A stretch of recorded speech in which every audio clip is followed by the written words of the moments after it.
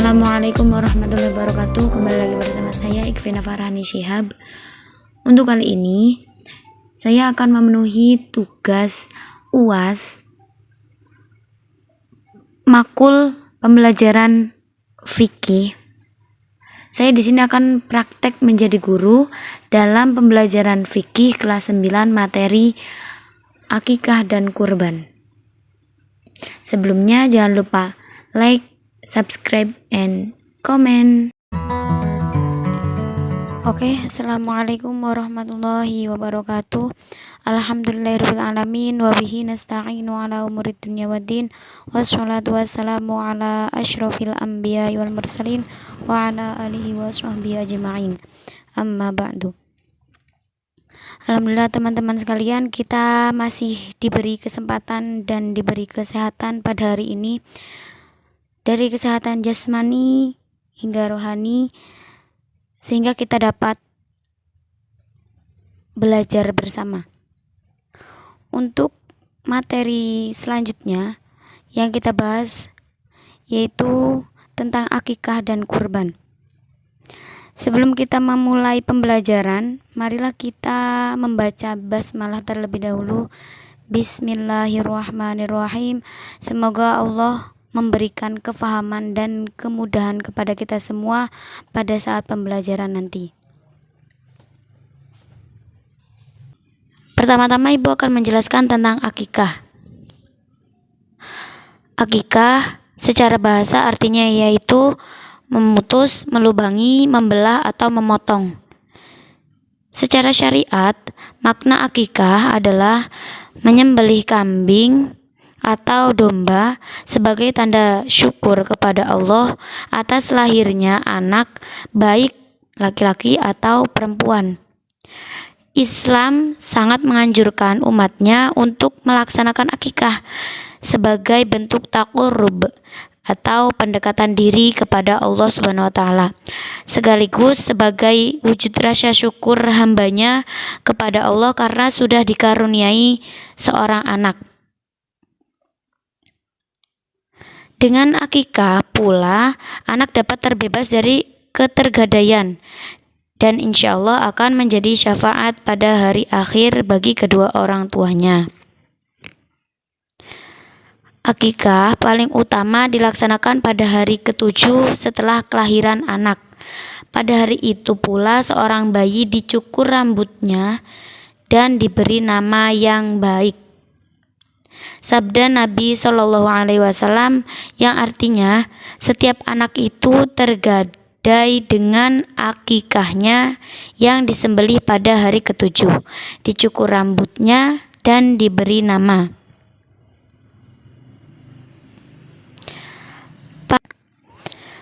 Para ahli fikih memiliki pendapat yang berbeda tentang hukum pelaksanaan akikah. Tetapi pendapat yang paling masyhur menyatakan bahwa hukum akikah adalah sunnah muakkad. Sunnah muakkad yaitu sunnah yang sangat dianjurkan. Penyembelihan hewan akikah bertujuan sebagai wujud syukur kepada Allah Subhanahu wa taala. Jadi sekali lagi Ibu jelaskan bahwa ulama-ulama fikih itu memiliki pendapat yang berbeda tentang hukum akikah. Tetapi hukum yang paling masyhur itu adalah sunnah muakkad. Sunnah muakkad itu sunnah yang sangat dianjurkan.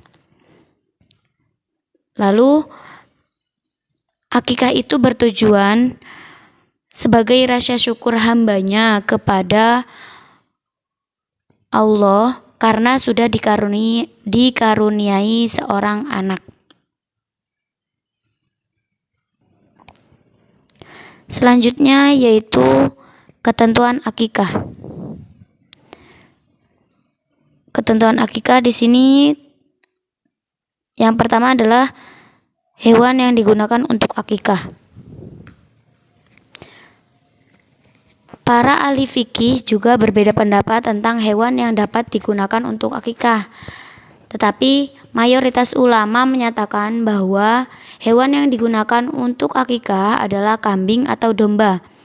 Adapun syarat kambing atau domba akikah yaitu yang pertama, kambing atau domba itu harus dalam keadaan sehat tidak kurus dan tidak cacat.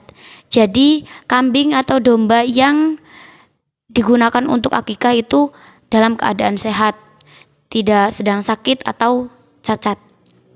Yang kedua, kambing atau domba itu sudah berumur 1 tahun lebih atau sudah pernah berganti gigi. Selanjutnya, orang yang diakikahi serta jumlah hewan untuk akikah. Para ulama sepakat bahwa orang yang diakikahi adalah anak yang baru lahir. Hal ini berdasarkan hadis yang menyatakan bahwa akikah itu dilaksanakan pada hari ke-7 dari kelahiran anak. Orang yang melaksanakan akikah adalah orang tua dari anak yang baru lahir tersebut. Adapun jumlah hewan untuk akikah, mayoritas ulama berpendapat bahwa untuk anak laki-laki sebanyak 2 ekor kambing atau domba, dan untuk anak perempuan sebanyak 1 ekor kambing atau domba. Sekali lagi, untuk anak laki-laki yaitu 2 ekor kambing, dan untuk anak perempuan sebanyak 1 ekor kambing. Selanjutnya, waktu penyembelihan hewan akikah. Penyembelihan hewan akikah sebaiknya dilaksanakan pada hari ke-7 dari kelahiran bayi. Namun sebagian ulama berpendapat bahwa jika pada hari ke-7 tersebut belum mampu melaksanakan akikah untuk anaknya, Sayyidah Aisyah radhiyallahu anhu dan Imam Ahmad berpendapat bahwa akikah bisa dilaksanakan pada hari ke-14 ataupun hari ke-21. Jika pada hari-hari itu juga belum mampu, boleh dilakukan kapan saja saat yang bersangkutan sudah mampu. Kewajiban akikah menjadi gugur apabila bayi meninggal sebelum usia 7 hari. Ibu ulangi kembali. Sebaiknya akikah itu dilakukan pada hari ke-7. Jika hari ke-7 kok belum mampu atau belum ada biaya, bisa dilakukan hari ke-14 atau ke-21. Jika hari ke-14 atau ke-21 masih belum mampu, semampunya orang tersebut saja. Lalu kewajiban akikah menjadi gugur apabila bayi meninggal sebelum usia 7 hari. Jika ada bayi yang lahir lalu meninggal pada usia 4 hari, maka kewajiban akikah tersebut gugur. Selanjutnya, tata cara penyembelihan hewan akikah. Tata cara penyembelihan hewan akikah sama dengan penyembelihan hewan yang telah dibahas pada pembahasan penyembelihan hewan. Hanya saja tujuannya yang berbeda, yaitu sebagai wujud rasa syukur atas karunia yang dianugerahkan Allah Subhanahu wa taala dengan lahirnya sang anak. Oke, selanjutnya pembagian daging akikah. Sebaiknya daging akikah diberikan dalam kondisi yang sudah dimasak. Orang tua yang melaksanakan akikah untuk anaknya boleh memakan daging akikah tersebut, menghadiahkan sebagian dagingnya kepada sahabat-sahabatnya, dan menyedekahkan sebagian lagi kepada kaum muslimin. Boleh juga mengundang kerabat dan tetangga untuk menyantapnya, serta boleh juga disedekahkan semuanya. Jadi tidak ada ketentuan untuk memakan daging. Boleh disedekahkan semuanya, boleh sebagiannya saja juga boleh. Selanjutnya yaitu hikmah pelaksanaan akikah. Pelaksanaan akikah mengandung banyak hikmah, di antaranya yang pertama merupakan wujud rasa syukur atas karunia yang dianugerahkan Allah Subhanahu wa taala dengan lahirnya sang anak. Yang kedua, merupakan tebusan bagi anak yang baru lahir sehingga dapat membebaskan anak dari ketergadaian dan akan menjadi syafaat pada hari akhir bagi kedua orang tuanya. Yang terakhir, memperkuat tali silaturahim di antara anggota masyarakat dalam menyambut kehadiran anak yang baru lahir. Untuk akikah, itu saja penjelasannya. Sekarang kita lanjut ke materi selanjutnya, yaitu kurban. Oke, Ibu akan menjelaskan tentang pengertian kurban. Secara bahasa, kurban berasal dari kata qurroba yang berarti dekat. Secara syariat, kurban artinya ibadah dalam bentuk melaksanakan penyembelihan hewan tertentu atas dasar perintah Allah Subhanahu wa taala dan petunjuk Rasulullah SAW dengan harapan dapat mendekatkan diri kepadanya. Perintah untuk berkurban antara lain terdapat dalam Quran surat Al-Kautsar ayat 1-3 yang berbunyi, A'udzubillahi minasyaitonirrajim. Bismillahirrahmanirrahim. Inna a'dainakal kautsar fasholli lirabbika wanhar. Inna syani'aka huwal abtar. Yang artinya, sungguh kami telah memberimu Muhammad nikmat yang banyak, maka laksanakanlah sholat karena Tuhanmu dan berkurbanlah sebagai ibadah dan mendekatkan diri kepada Allah.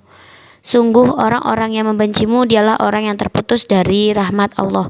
Quran surat Al-Kautsar ayat 1-3. Ayat tersebut menjelaskan bahwa manusia telah diberikan nikmat yang banyak, seperti tersedianya sumber air, tanaman dengan segala macam buah dan umbinya yang bermanfaat, hewan-hewan yang dapat diambil tenaga ataupun dagingnya, serta masih banyak nikmat-nikmat lainnya lagi. Sebagai bukti rasa syukur atas semua itu, Allah Subhanahu wa taala memerintahkan kepada kita untuk menyembah Dia dan tidak menyekutukannya. Manusia diperintahkan untuk mendirikan sholat baik fardu maupun sunnah dengan ikhlas karena Allah, serta diperintahkan untuk menyembelih hewan kurban dengan hanya menyebut nama Allah Subhanahu wa taala semata. Pelaksanaan kurban hukumnya sunnah muakkad, artinya sangat dianjurkan bagi yang mampu. Rasulullah SAW pernah bersabda bahwa ada 3 hal yang wajib bagi beliau dan tatawu bagi umatnya, yaitu sholat witir, kurban, dan sholat duha.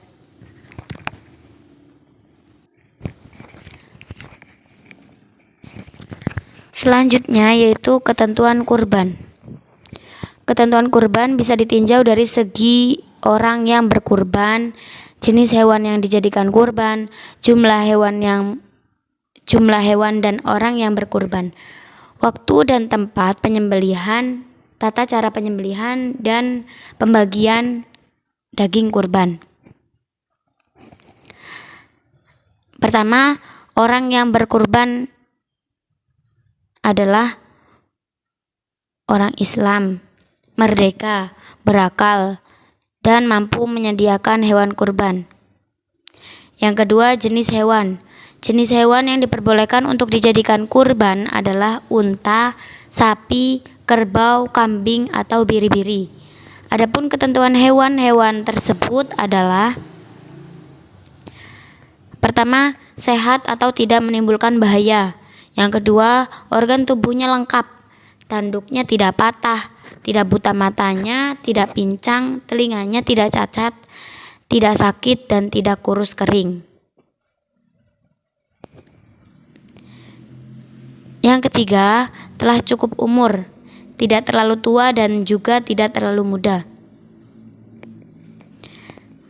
Ketentuan umurnya: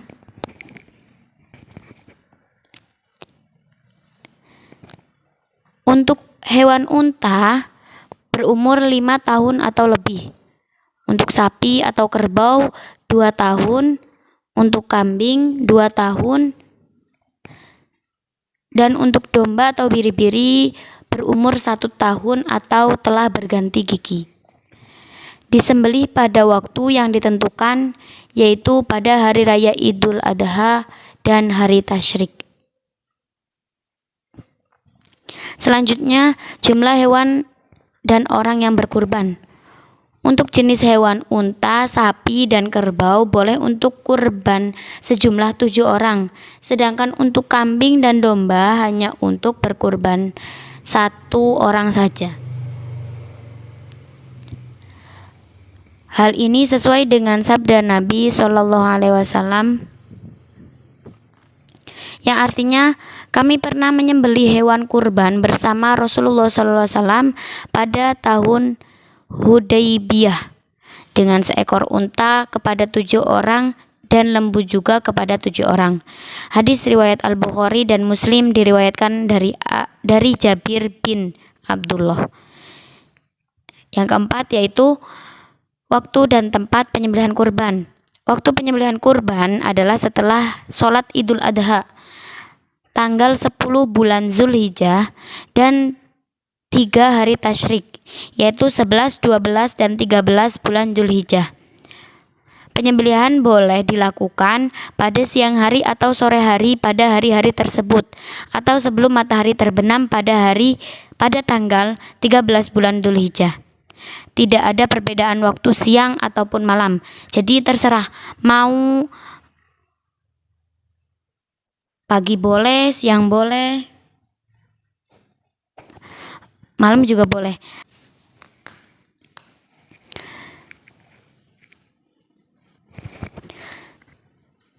Yang kelima yaitu ada tata cara penyembelihan hewan kurban. Tata cara penyembelihan hewan kurban sama dengannya penyembelihan hewan pada umumnya, hanya saja tujuannya yang berbeda, yaitu untuk lebih mendekatkan diri kepada Allah Subhanahu wa taala. Orang yang berkurban atau sohibul kurban disunahkan untuk menyembelih hewan kurbannya sendiri, tetapi boleh diwakilkan kepada orang lain. Ketika menyembelih hewan kurban, disunahkan membaca doa yang diajarkan oleh Rasulullah SAW berikut ini. Allahumma hadhi minka wa ilaika fataqabbal minni ya karim. Yang artinya, ya Tuhanku, hewan ini adalah nikmat darimu, dan dengan ini aku bertakarrub kepadamu. Karenanya, hai Tuhan yang Maha Pemurah, terimalah takarrubku. Selanjutnya yang keenam yaitu ada pembagian daging kurban. Daging kurban dibagikan kepada fakir dan miskin dalam keadaan masih mentah, belum dimasak. Apabila orang berkurban, shahibul kurban, menghendaki, dia boleh mengambil daging kurban sepertiganya. Oke, selanjutnya ada hikmah pelaksanaan kurban. Jadi, hikmah pelaksanaan kurban antara lain sebagai berikut. Yang pertama, lebih mendekatkan diri atau takarrub kepada Allah Subhanahu wa taala. Yang kedua, melatih diri agar bersikap dermawan, tidak rakus dan tidak kikir. Yang ketiga, mendidik diri untuk lebih peduli kepada sesama. Yang keempat, menjauhkan diri dari sikap tamak atau rakus, ingin menang sendiri sewenang-wenang kepada orang lain. Oke, terima kasih penjelasan dari Ibu. Semoga apa yang telah kalian pelajari pada hari ini bisa bermanfaat bagi diri kalian sendiri dan bagi semuanya. Oke, untuk tugasnya minggu depan kita ada pembelajaran offline untuk mapel fikih. Jadi tugasnya besok kalian membaca kembali tentang akikah dan berkurban. Nanti di situ kalian akan diperintahkan untuk menghafal. Setelah itu dituliskan kembali dan dikumpulkan kepada ibu. Sampai bertemu di pembelajaran selanjutnya. Cukup sekian dari ibu. Wabillahi taufiq wal hidayah. Wassalamualaikum warahmatullahi wabarakatuh.